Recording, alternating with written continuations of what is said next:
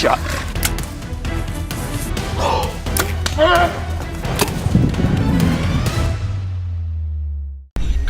In Russia, wild bear attacks are becoming an alarming threat, especially in regions like Kamchatka.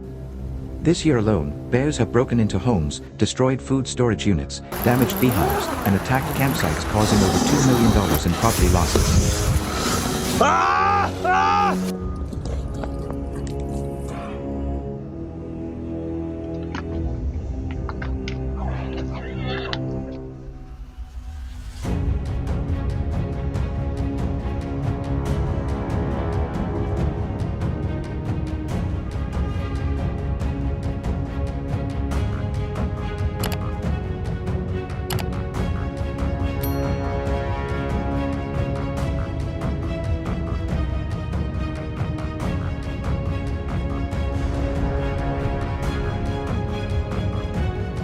Villagers have reported bears wandering freely through the streets and destroying fences.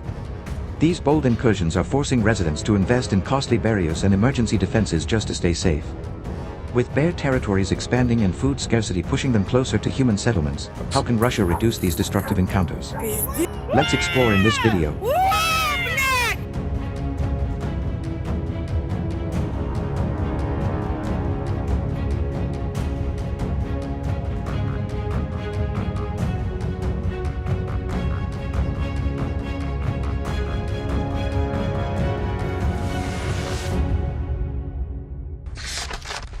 Hunting wild bears with a bow is one of the toughest and most dangerous challenges a hunter can face. Unlike rifle hunting, which offers distance and killing power, bow hunting forces you to dangerously approach a fierce animal that won't hesitate to defend itself.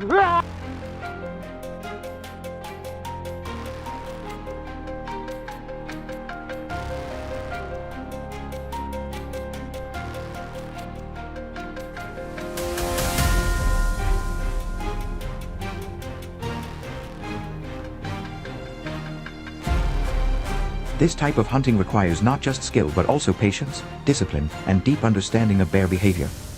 Every movement matters, every sound has meaning, and even one mistake can put your life in serious danger.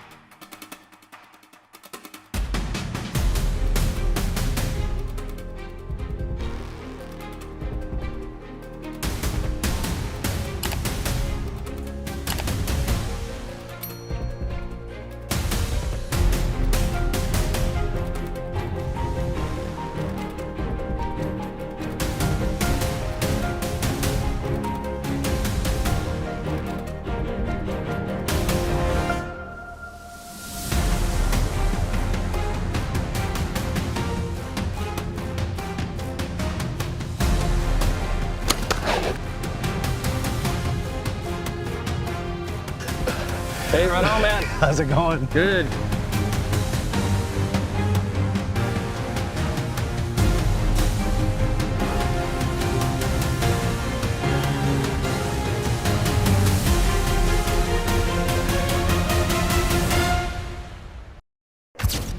First, your bow must be strong enough to pierce thick hide, muscle, and bone.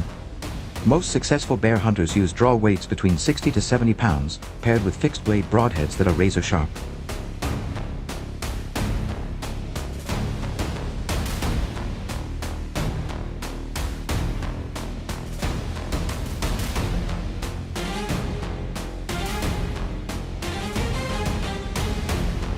These heads are designed for deep penetration, increasing your chance of hitting vital organs even through thick shoulder bones.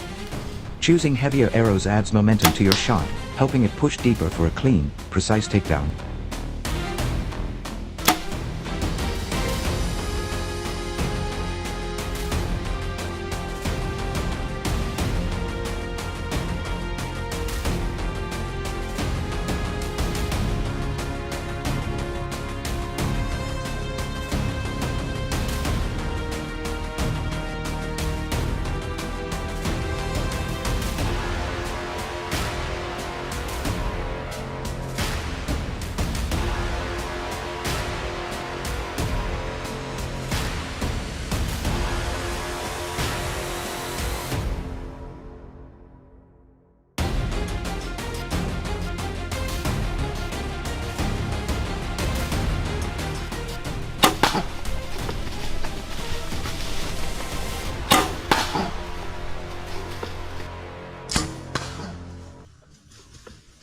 Shot placement is absolutely critical in bear bow hunting. The best target is the heart-lung zone, located just behind the front shoulder. A clean shot to this area ensures a quick and humane kill, but a poor shot may leave the bear wounded and dangerous.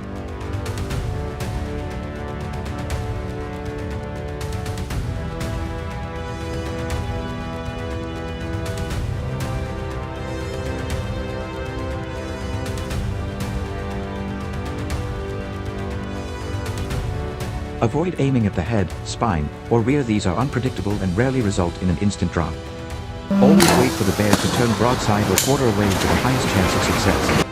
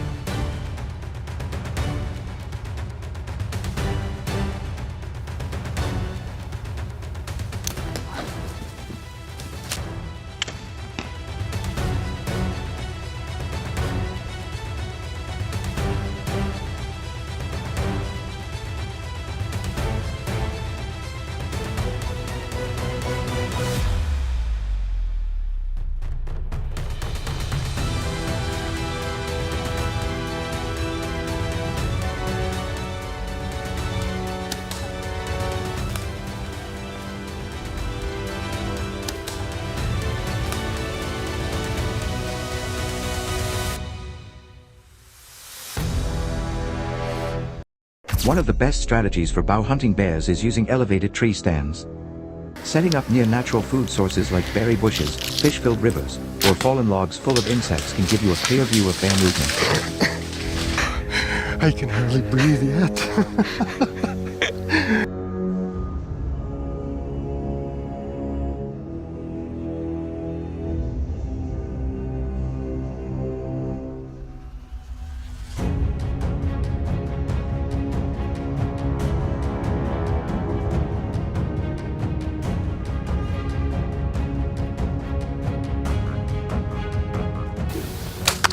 Good shot. Good shot. Good shot.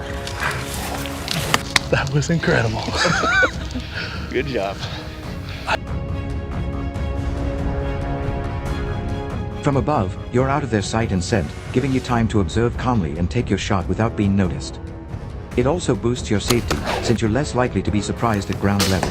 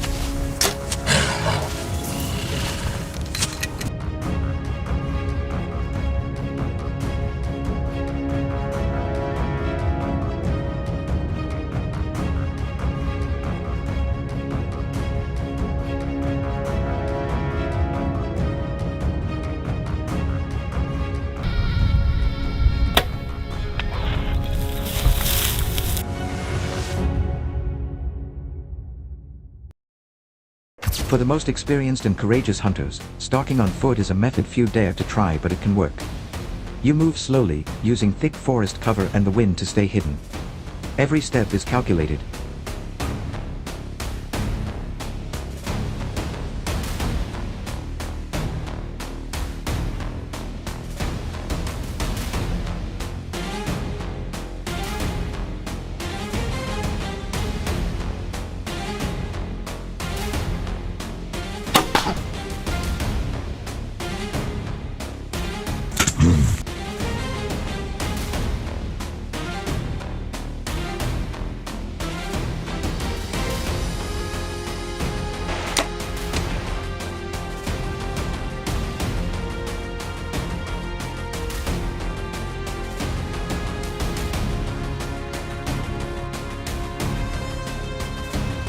The goal is to get close without alerting the bear, then wait for a perfect broadside shot from 20 to 30 yards away.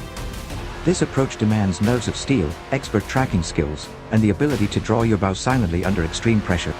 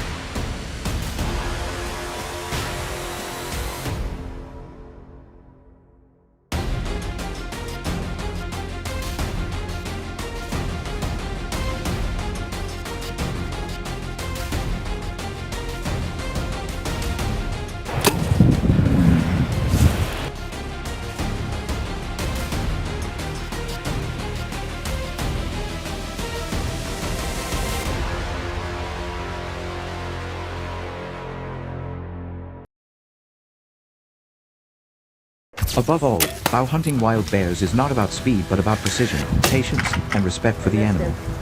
Every come decision back. from Roll how you another move one. to when you shoot affects the outcome. He smoked them.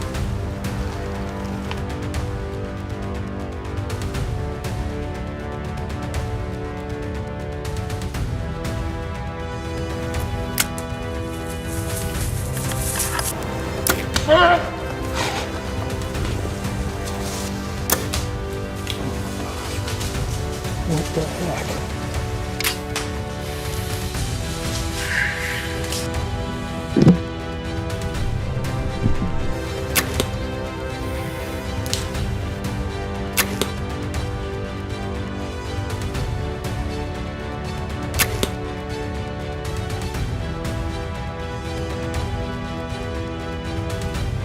You must be mentally prepared for long hours of waiting, intense adrenaline, and the responsibility that comes with taking the life of such a powerful creature.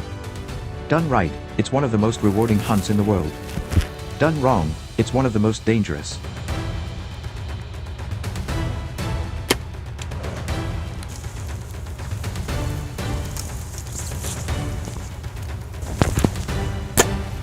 Good shot.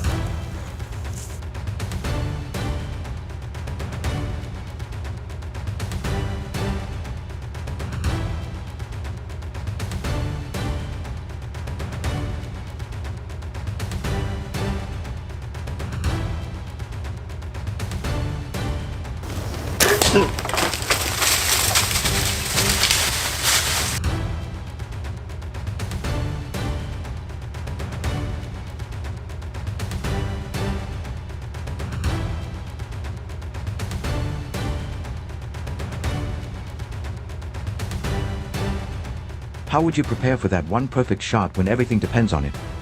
Leave your thoughts in the comments, and don't forget to like and subscribe to join us on more wild hunts.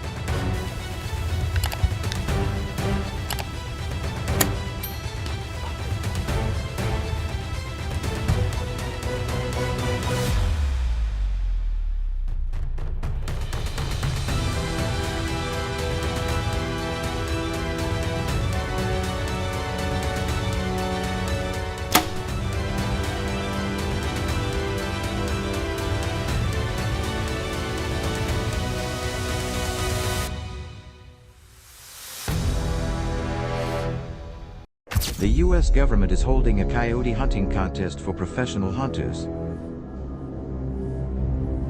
Only hunters licensed by the US Fish and Wildlife Service are allowed to participate, attracting a large number of hunters from across the country.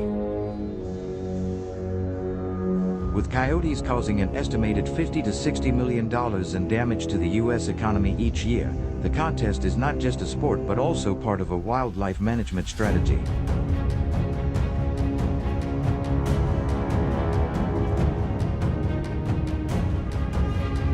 With a $10,000 prize for the winner, what rules must the hunters follow? Follow along.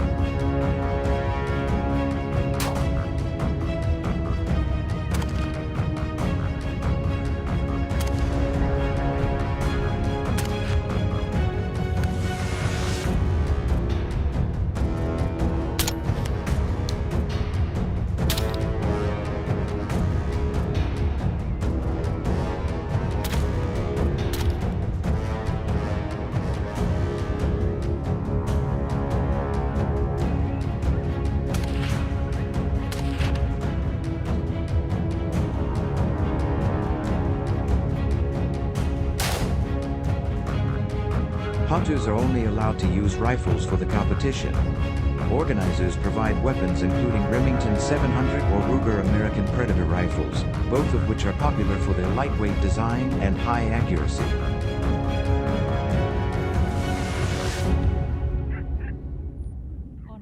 They come with .223 Remington or .243 Winchester ammunition, which is ideal for fast targets like coyotes. There are also camouflage clothing, electronic sounders, rangefinders, and survival kits.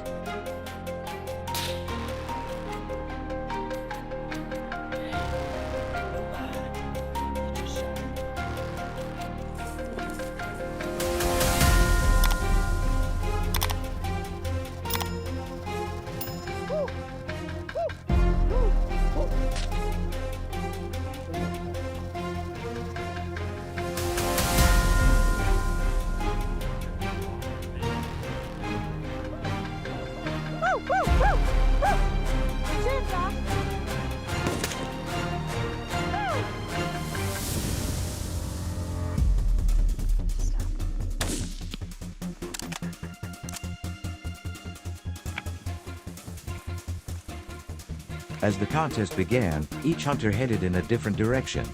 I was Benedict, the contestant. My assistant and I headed toward an open meadow next to a ranch, an area known for frequent coyote activity. Using the tall grass as cover, a moment later, a curious coyote crept out, drawn by the sound. My pulse quickened.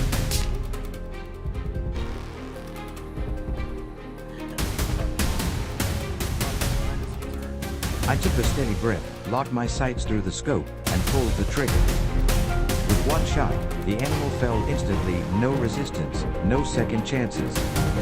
A clean kill, and the contest had just begun.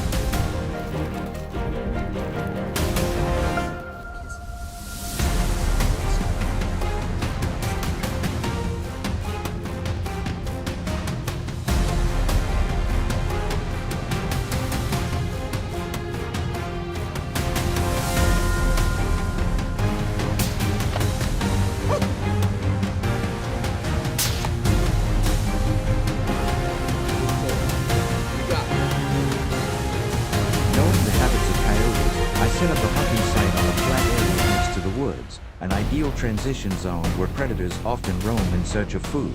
After locating the electronic collar and concealing myself in natural underbrush, I waited. A moment later, a rustle of leaves revealed the silhouette of a cautious coyote emerging from behind a bush. At 80 yards, I steadied my rifle, adjusted the scope, and fired a precise shot. The coyote fell instantly.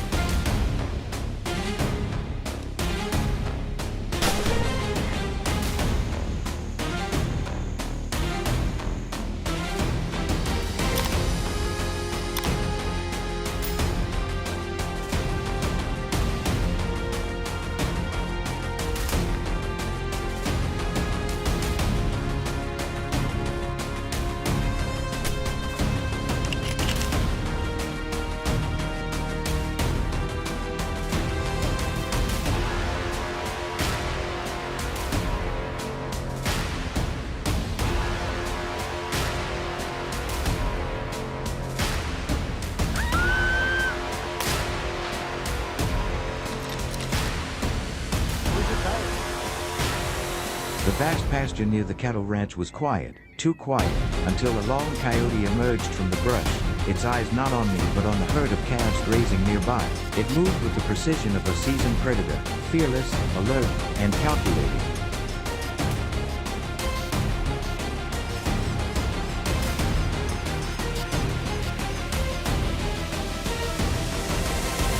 I knew immediately this was not the first time it had stalked cattle. Lying flat against the tall grass, I slowly aligned my scope with its chest. A loud click echoed across the field.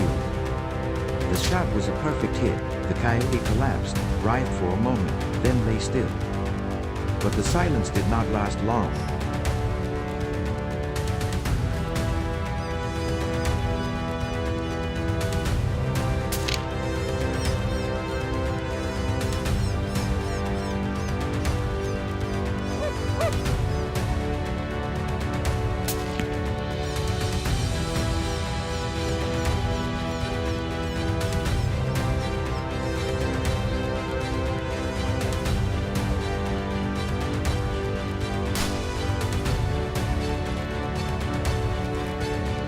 What happened next was beyond my expectations. Instead of fleeing from the gunfire, 3 more coyotes, attracted by the electronic call, came charging straight at me. I didn't hesitate. 2 more shots rang out. 1 coyote fell instantly. The others, startled, disappeared like ghosts into the nearby woods.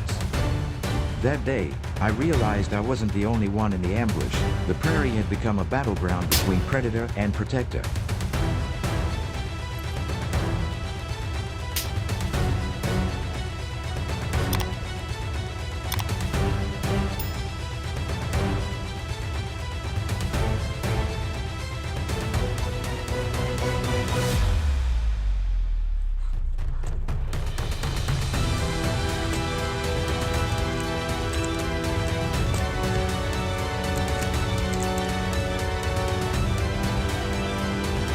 My group consisted of 2 people, James and Vincent, born and raised in Wisconsin, where the cold weather prevailed all year round.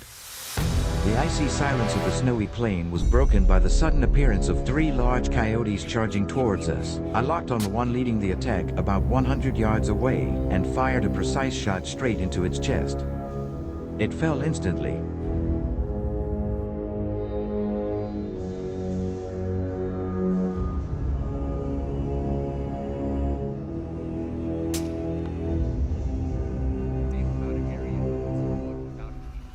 The gunshot sent the other 2 scattering. James, quickly drawing his gun, took down one with a single accurate shot. I regained my composure and took down the last one with a synchronized attack. In less than a minute, the 3 intruding predators were destroyed.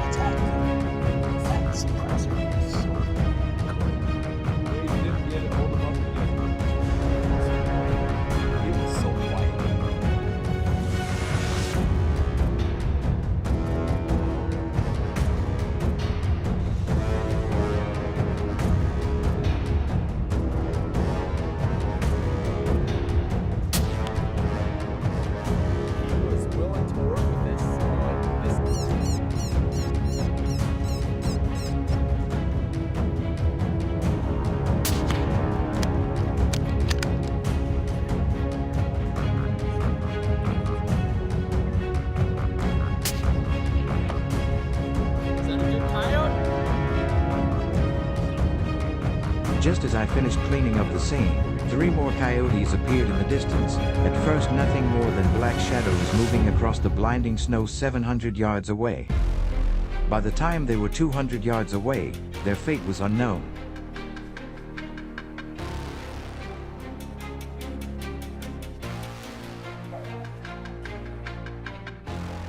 James glanced at me. "Are you ready?" I nodded.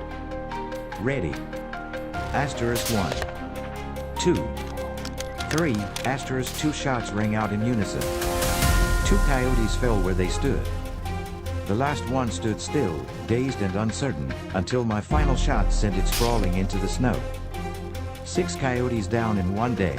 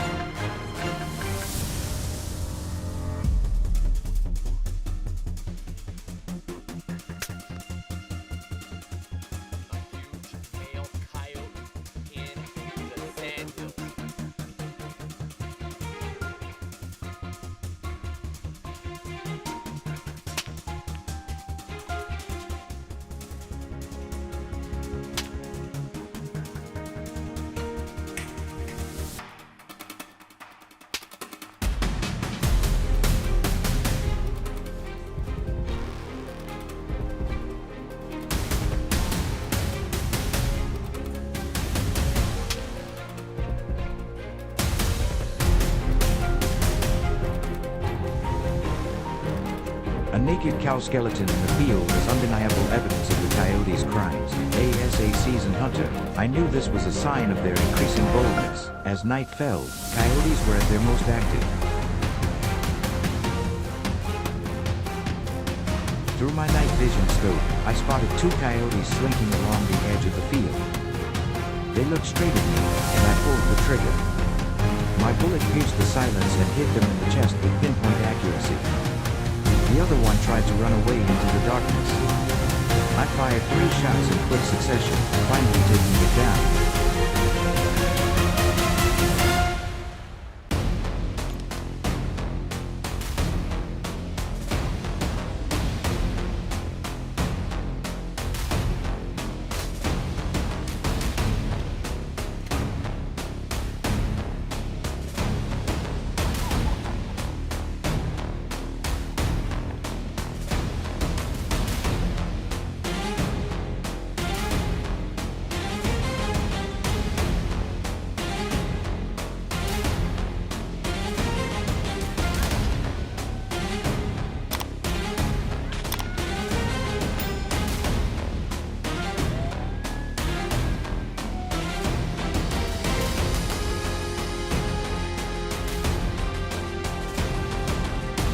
'I set myself a goal, to hunt from sunrise to midnight.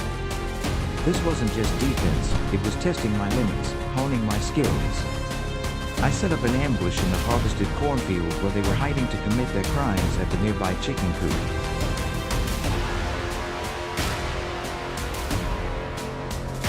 In the darkness, their eyes shone like 2 headlights, aimed straight at me. Gunshots rang out, miss. I fired, but missed. They disappeared into the darkness. Frustrated but focused, I held my position. Then 2 more appeared on the distant ridge. This time, I didn't hesitate. This time, I would miss.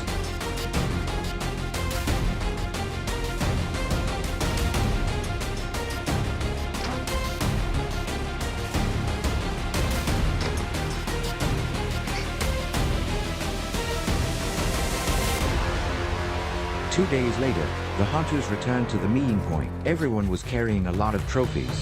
In the end, out of the many hunters who entered the contest, I was the overall winner, having killed 10 coyotes.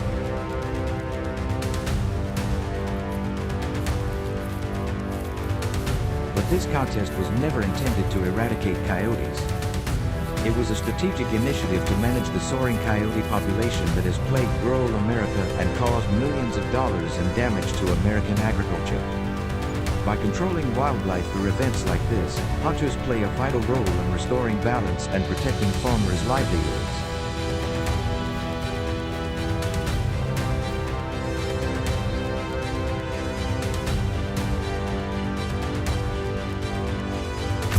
In the low-lying bayous of states like Louisiana and Georgia, the stillness of the water carries a menace.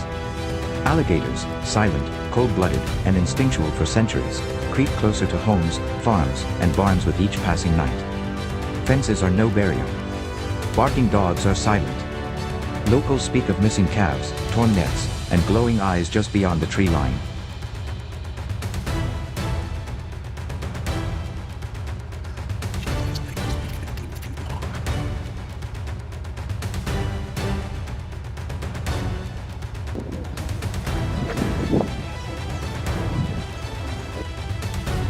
It's no longer enough to wait or watch. When the predators get too close, we know it's time to fight back. Armed with rifles, boats, and a fire fueled by loss, we plunge into the wetlands, where every splash can be a warning and every shadow can bite.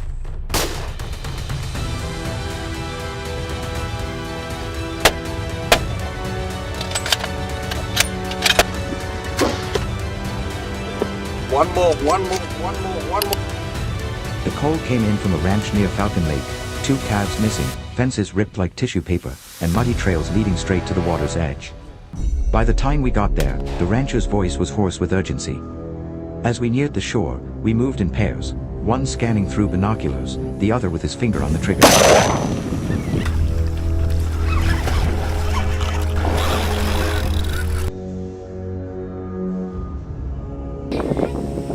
Cut.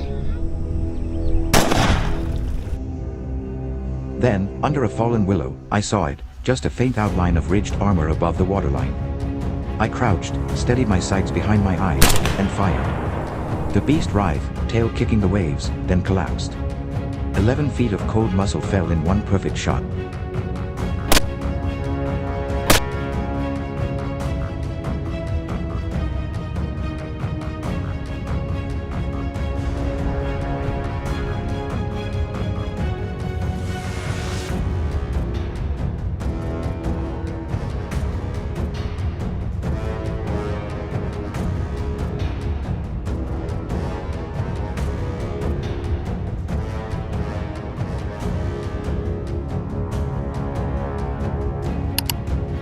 Later that day, we moved upriver, where the crocodiles had been reported again. The temperature was brutal, melting the mud under our boots, and the reeds offered little cover. Just as we rounded a bend, we spotted a second crocodile sunning itself near a feeder channel. Bigger. Older. Its skin looked like scarred rock.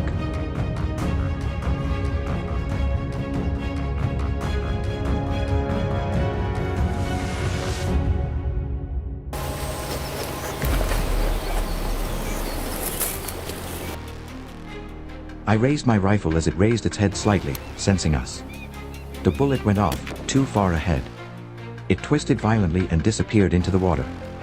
For 20 minutes we waited, eyes glued to every ripple. But the swamp swallowed it. When a crocodile escapes, it does not forget. Yep.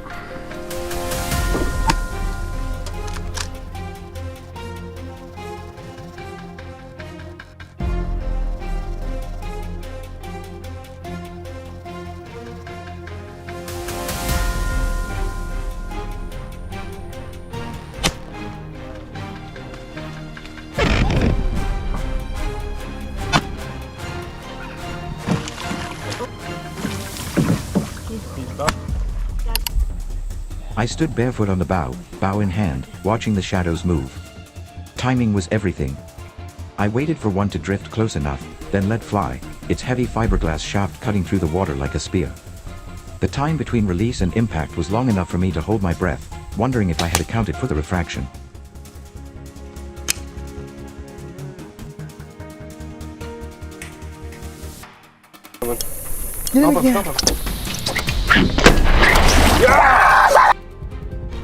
When the line tightened and the reel turned, I knew I had hit the target. There is nothing more satisfying than pulling a strong fish from deep water, knowing that patience, precision, and a little courage were needed to accomplish the task.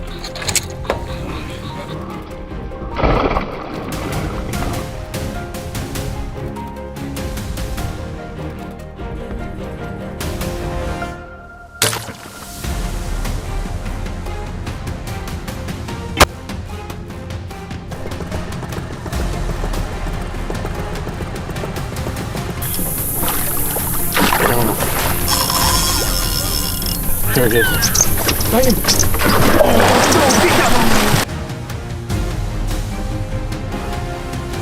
How about that? By late afternoon, we were in LaSalle County, near an abandoned cattle trail that had been converted into a waterhole. The area looked quiet, but the silence felt wrong. No birds. No frogs.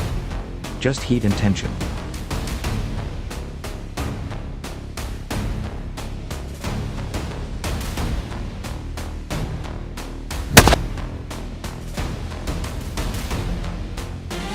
Then, a low growl.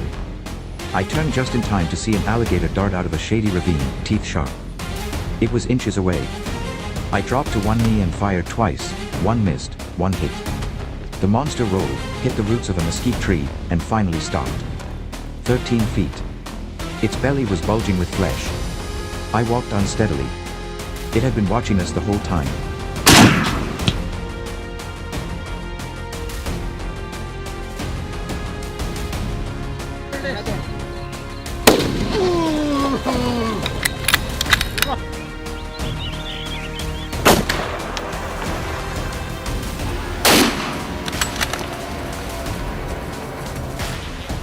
Pretty good. Still got killed at T-Rex. Huge pressure. In the dry plains west of Brownsville, we stalked an alligator that was legendary. Locals said it pulled full-grown pigs from their pens, with a scar on its tail and eyes like burning coals. We set up camp just before dusk near an irrigation ditch.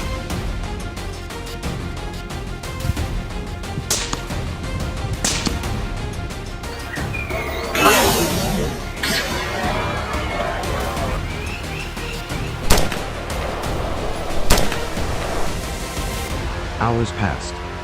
Then a splash. My heart pounded. First we spotted the tail, trailing along the bank like a rope. It turned toward us.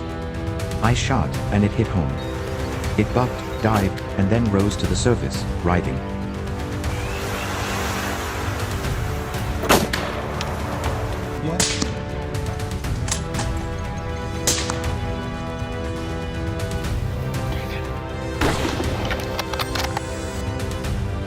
My companion put a second shot into its skull. It sank slowly. We winched it out. 15 feet long and nearly 900 pounds. It had been king of the trail. But not anymore.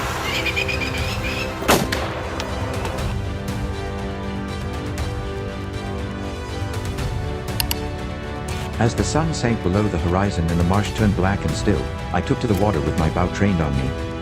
The only light came from a red-filtered headlamp and the occasional moonlight flickering across the water. Every ripple and splash could signal the presence of a lurking giant reptile. I moved slowly, searching for the glint of eyes just above the waterline. Oh, good shot, Luke. Pop him. Hard.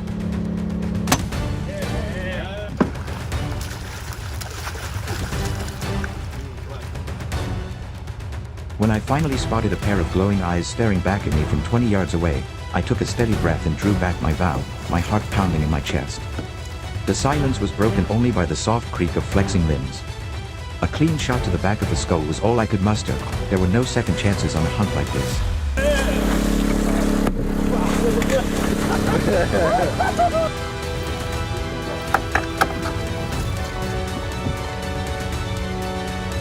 Got him.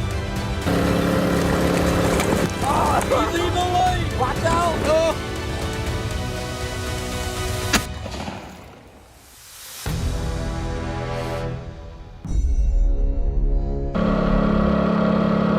Right there, get him. In summary, hunting African hyenas requires a deep understanding of the terrain, animal behavior, and local ecosystems. Samples are collected for local conservation studies to better understand family patterns and prey dynamics. Notably, hunting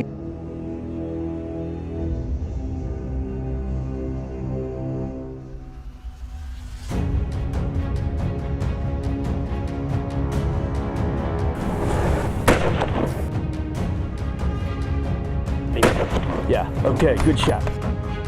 efforts are conducted under strict adherence to legal permits and conservation protocols. These creatures are elusive, adaptable, and fiercely protective of themselves. Good shot. Their invasive behavior, exacerbated by habitat loss and encroachment, increasingly brings them into conflict with rural.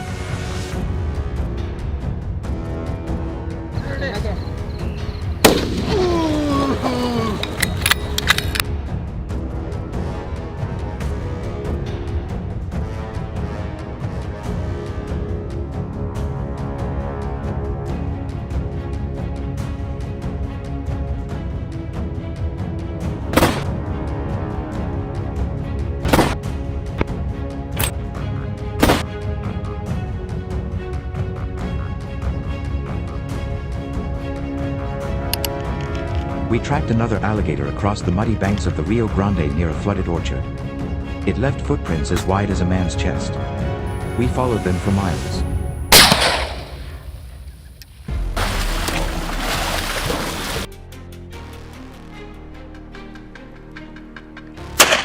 Reload. Reload again. Reload again.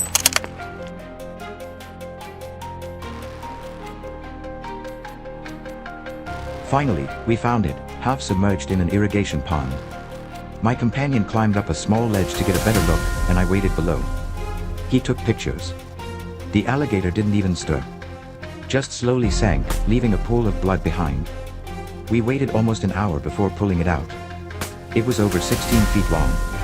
This one was a true river monster.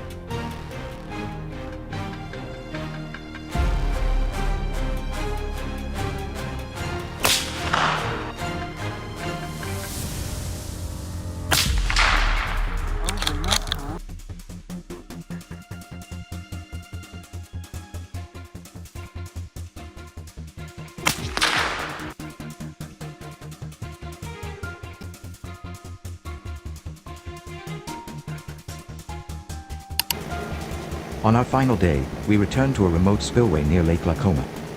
Locals reported hearing something pounding against a concrete wall at night.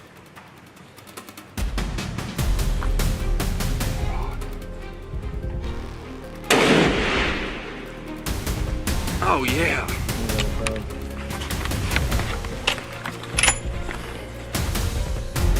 As the sun set, the darkness grew long and quiet.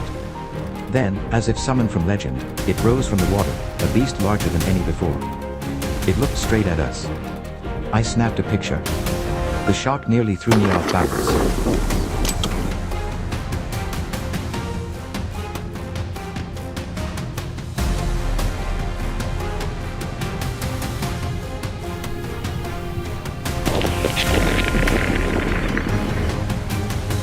The gator thrashed, slapped the water, and then sank.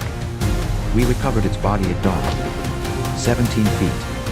The largest gator ever recorded in the area. Its skin was like armor, its teeth were razor sharp. Yeah!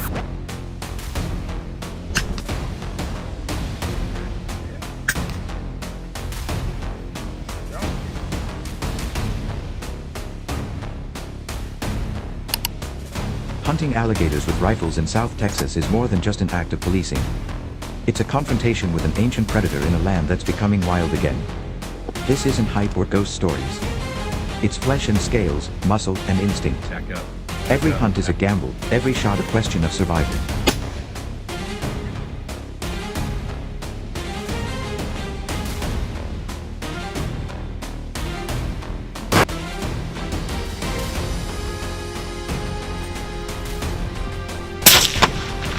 Perfect shot. And while rifles offer an edge over human strength, they don't promise safety, just a fighting chance. Mission accomplished, but not all is lost. The fight has only just begun.